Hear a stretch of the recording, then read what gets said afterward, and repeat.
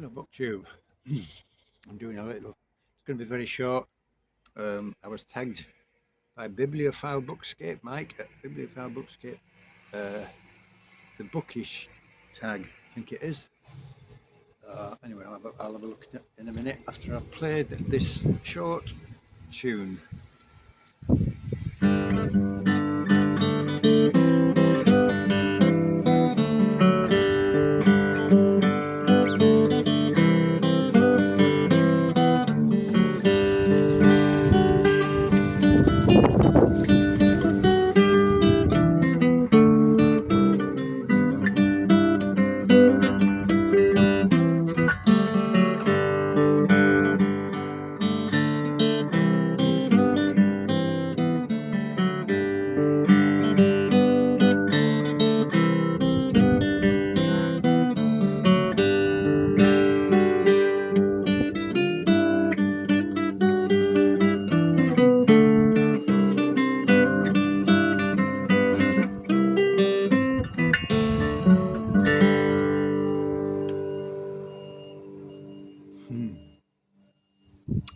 That's a tune called Lillibulero.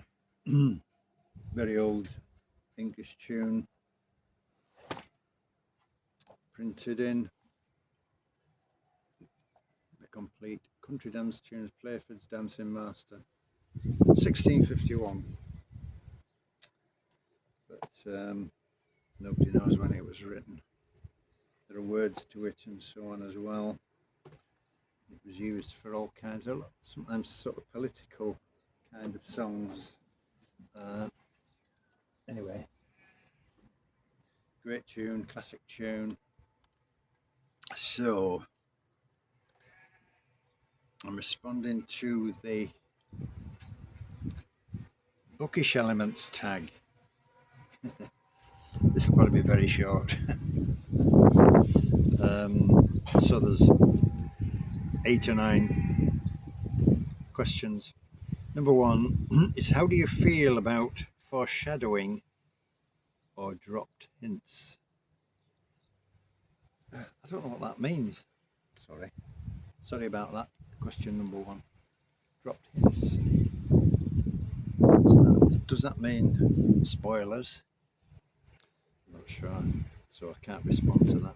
Number 2, bookmarks. What do you use? I use feathers from my parrot. Because he sheds them regularly. So that's quite nice. So yeah, that's what I use for bookmarks. How do you feel about bending the corner down? No, I never do that. No, I don't deface my books at all, actually. So that'll happen later on. No, I would always use a bookmark. I haven't got any feathers, something else. But, number 3, forgotten bookmarks. Have you ever found something strange in a book?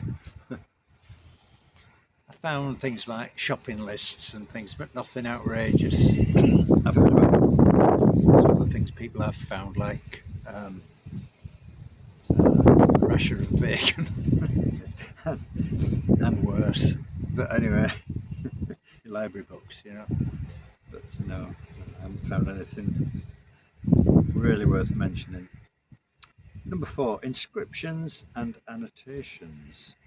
How do you feel about writing in a book, and how do you annotate, if you do? I never do, actually. I don't really make notes. Usually I'm not studying, so I'm not trying to, remember a book particularly, and so I never make annotations or notes.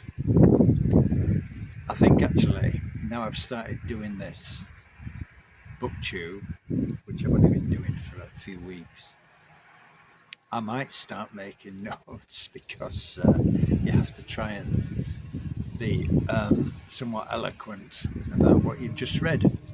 So too much umming and ahhing is very annoying for anybody who's listening. But no, I don't make notes. And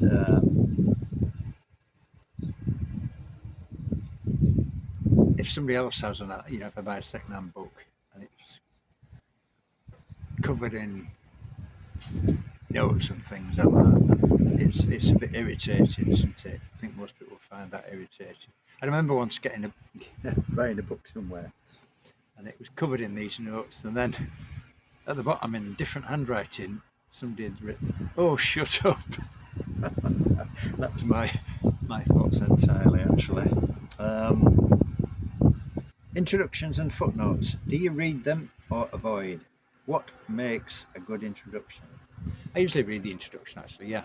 And in April, I read all the Canterbury Tales, and the introduction was, you know, you couldn't do without it. The introduction was brilliant.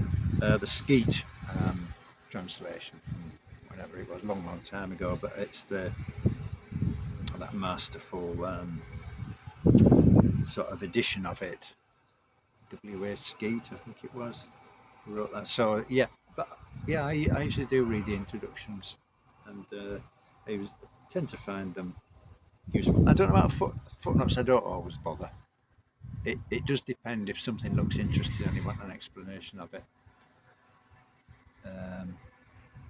So footnotes sometimes. Art, number 7, art and illustrations. How do cover art illustrations affect your reading experience? I think can make a big difference. And I do read quite a few art books, so definitely for art books, which I suppose is obvious. Sometimes maps and so on are useful if you're reading about, you know, some historical thing about, you know, some army in the War of the Roses or something, and where they went. It's very useful to have an illustration, to have a map to show what's going on. 8, format. Which format of books do you prefer? I prefer just an ordinary paperback. I do read on a tablet device I've got, so sometimes I'll read books from Project Gutenberg, so download them off that. I don't have a Kindle. I don't read anything off Kindle, so but I do read quite a bit of you know, how to print books and so on that you can get free on Project Gutenberg's. They're on the tablet which I've got, which is pretty good. It's a comfortable experience reading that.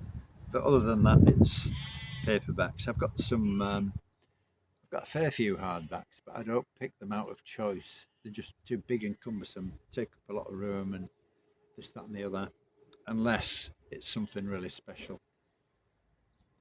And I've got a few books that are really special. Great big art books and so on, obviously they won't be out in paperback. So, I think that's about it. Number 9 says tag some people. Not many people I know on here yet, but I'll have a look into that. So, keeping it short.